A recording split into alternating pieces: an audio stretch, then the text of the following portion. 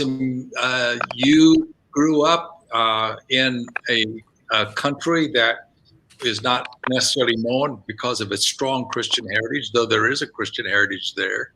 And you, as you tell your story, you came to Christ when you were working on a PhD in mechanical engineering in England, and it was another student from Nigeria that talked to you about Jesus, and he himself was the new convert, and you and your wife accepted Christ, got into a small Bible college and got some training, and you had a heart to reach the Chaldeans.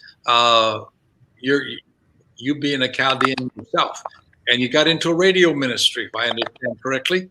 Started what, in your garage?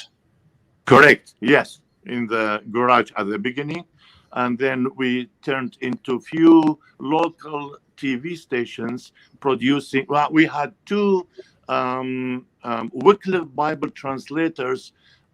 They were supposed to be in other countries, but because of the danger, so they were assigned to me, to our ministry, because I was translating the Bible into Chaldean language, and they helped me to like expand the ministry from Bible translation also into media.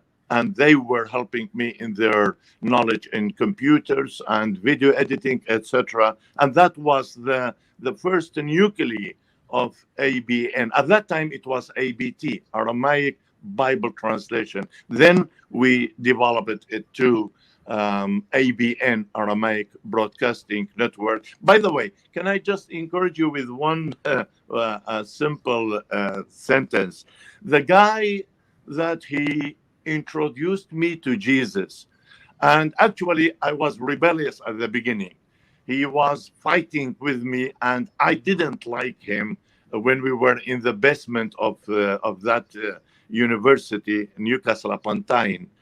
But he was persistent, and he kept annoying me. And especially when every time when he wants to start, he says, we have to have a short prayer first. That was really, really too hard, too much for me.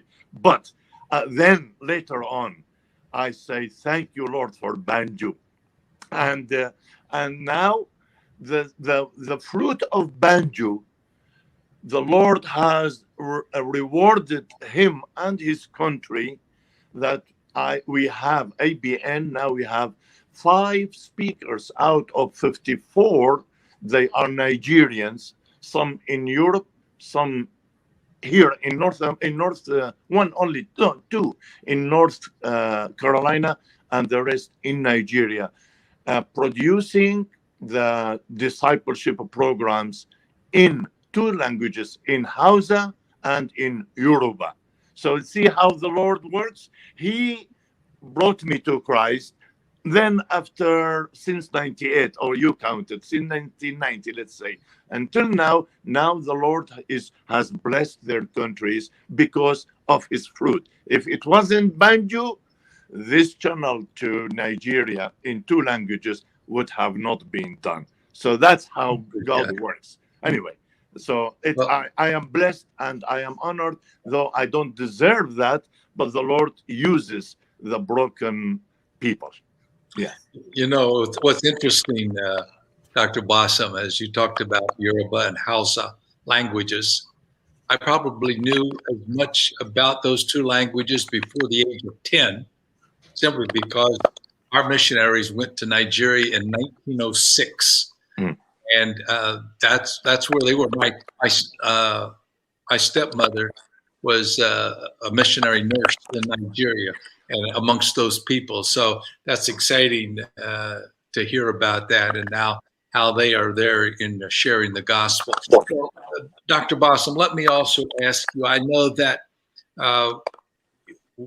you're developing this ministry to up to 15 different languages in some of the major languages of the world, and also all of the things that are necessary for getting this message out, for all the servers that are required, all of the computers that are necessary, all the cameras and those types of things. how can people, how can they get involved financially? Let's. I just want to break it down to that. Somebody said, "No money, no ministry," and that is true. And so I'm speaking to people who are, that God has you. He's gifted you. He's blessed you. You can participate in this ministry.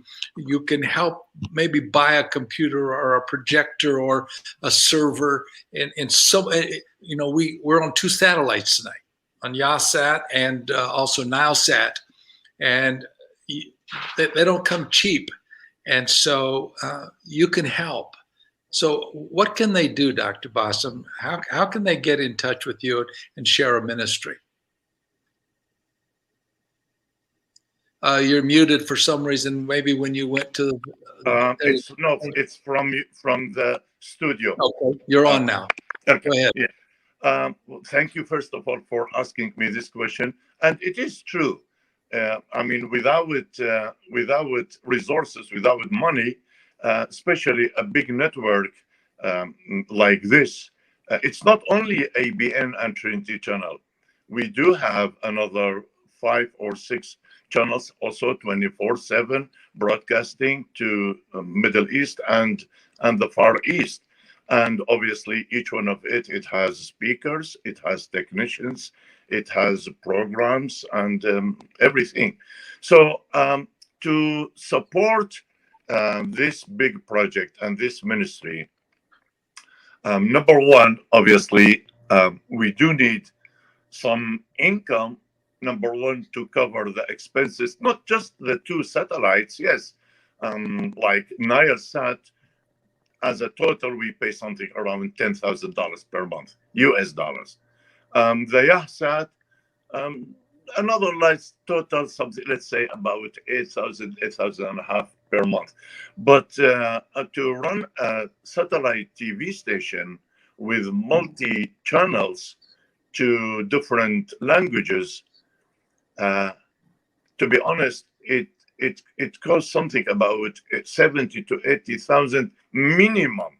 Okay, but unfortunately, in the last 2 years, last year and this year, though the Lord has been blessing us and we are increasing, but the income is going down and down. Now, I don't. If you ask me, then how are you doing it? One of the things that we are doing it, because you know how many we are. We are only like less than 10, and we are working day and night, because, and that's my second request, is we are in desperate need for few volunteers to take some of the responsibilities.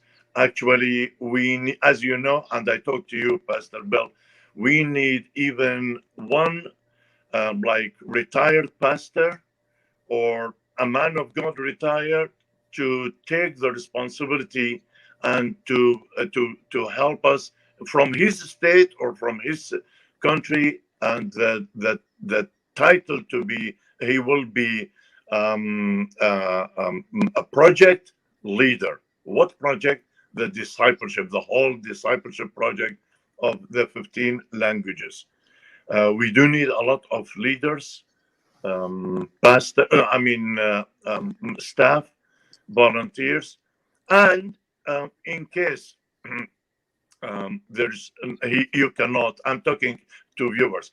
In case if you do not have the time, the full time to do that, um, we we accept even to give us a couple of days per week. We have a lot of responsibilities, and the load on our shoulders, especially now, because last thing I'll say, just give me 2 more minutes. I'm gonna jump now to these 50 to 52 missionaries. They are really our missionaries. We call them our missionaries. They are in Turkey, in Iraq, in Egypt, in Afghanistan, Pakistan, Iran, India, and Bangladesh. So they are poor. They are living in the 1040 window. And we cannot just use them and not help them. So that's another load now we experiencing this year to support them as well. So we are crying for help. And I ask our viewers is please remember us in your prayer as we are going through this struggle. Maybe the Lord, he will open few more doors in the coming months. Thank you. All right. Thank you, Dr. Bassim. And you'll see a place there. Can we put that up? Email us at that address again. If the technicians can put that up. So if somebody wants to get in touch with you, Yes. they can just email you at abn@abnsat.com. And so I trust